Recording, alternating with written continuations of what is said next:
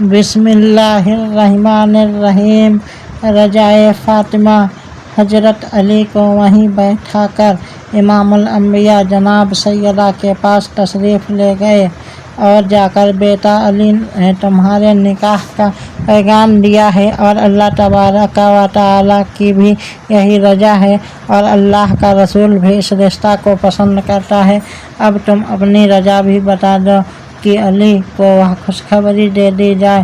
جناب سیدۃ النساء العالمین نے سنا تو حیا سے گردن جھکا لی اور نہایت خاموش ابا حضور کی خدمت میں کھڑی رہیں۔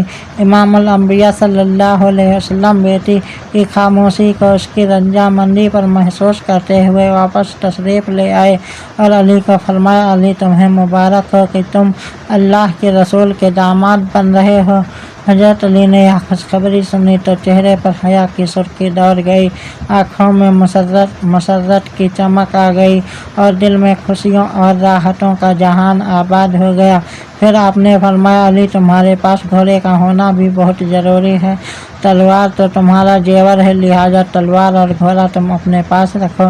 ایک جراح باقی ہے، وہ ایسی چیز ہے جس کے بغیر تمہارا گزارا ہو سکتا ہے، اس لیے جراح ڈھال فروخت کر کے اس سے شادی کا سامان تیار کرو۔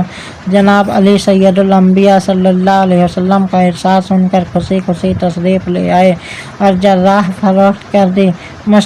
مستند کتابوں میں آتا ہے کہ آپ کی جراح مبارک 480 درہم میں فروخت ہوئی اور وہ درہم آپ نے سرکار دو عالم صلی اللہ علیہ وسلم کی خدمت میں پیش کر دیے۔